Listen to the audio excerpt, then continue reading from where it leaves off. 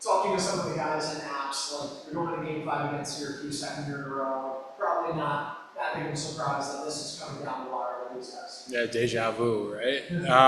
No, obviously they're a great team.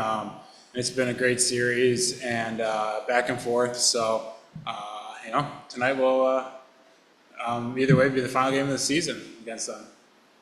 You played, what is it, 600 plus professional games.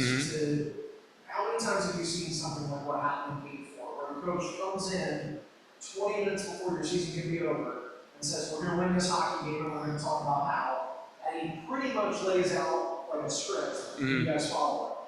Yeah, it's just obviously we trust in what the coaching staff does. It's crazy that it worked out that way. Every year is different, so it's tough to compare. That game to something else, but it was a testimony to our group and the guys battling back and finding a way in a tough environment and in a tough circumstance. So,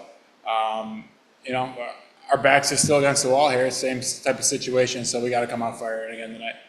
How emotionally charged up were you, though? I mean, after Murray scores on the other end of the ice, I see you just pounding the glass with the Mersch fans right before you go down the tunnel. Yeah, I mean, our season was on the line, and we had a lot of fans there to support us, and I'm just, grateful that we were able to find a way to be playing this week.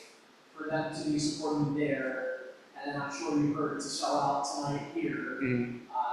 You experienced that the last couple of years with these playoff runs. What does it mean to have this crowd behind you guys? It's special. I mean, it's not like this everywhere. There's such a unique history with this team here and in Rochester, and there's generational fans, grandparents and parents and kids who are all been watching the Mersch their entire lives, and it's not like that in the AHL everywhere. There's new teams popping up, teams are leaving, so just the history that this organization has, I think, it creates a buzz around it for families and fans of the team, and it's unique. How long did you take to enjoy Game 4's win, and then after switch and kind of get geared up for this game? Yeah, it was such an emotional game. It was just, roller coaster, down 3-0, score, and then we tie it up, and then in overtime, it's just, back to 0-0 again, next goal wins. So, it was crazy. It took some time to process because there's just so much, like I said, emotion going on throughout that game. So, but when we came back to work, it was just, clear all that stuff and get ready for this week. So it's kind of like that game was on Saturday, so you just enjoyed it through the weekend and then came to work here Monday, Tuesday? Yeah, exactly.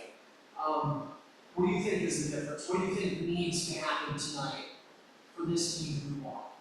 Well, we've tried to make adjustments throughout the playoffs, and I think it's also unique that it's a week. It was a week after the first two games, it's a week after the second two games, and now we're here again. So it's I think it's important for our group to remember all those adjustments we've made and what we've been successful at, what we haven't been successful at, because when you're off for a little bit, sometimes the mind doesn't click right away, so you have to make sure that you find a way to get that going, and I think we've done a great job throughout the week in practice to prepare for that.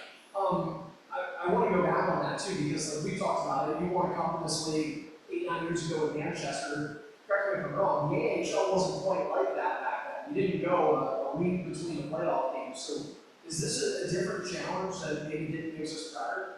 Yeah, it feels like we've been playing in playoff hockey for a long time now. It's almost been a month, right? It was different then compared to now. The structure of the playoff format was different. So, like I said earlier, it's just hard to compare different circumstances, and every new obstacle, it's a different challenge. So, you can learn from your past experiences, but everyone's different, and just try to prepare the best you can. How was that Murray back with you? It was great. We had Damien Giroux with me and Yaps for a while throughout the last 20 so games this season, and he did a great job. And then Wally came in and did a great job as well, and tried to bring him along to get him up to speed with the way our team plays. And he's just such a unique player, and he's going to be a great player for a long time. He's so big, strong, and skates well. And then to play with Mersch, I've been playing with him since I've been here, so just a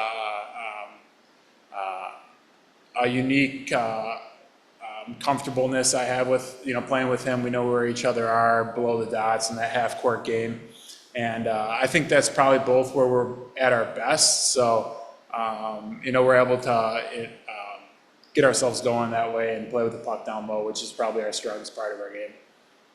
Seems like it's healing. Yeah. Are you catch the wife or kids yet? Or? Yeah, it is what it is, I guess, Don. I mean, it's part of playing the game. You're gonna get high stick or pucks in the face. It's not great. Probably gonna leave a scar, but feeling good. Covered well. Good job. Yeah.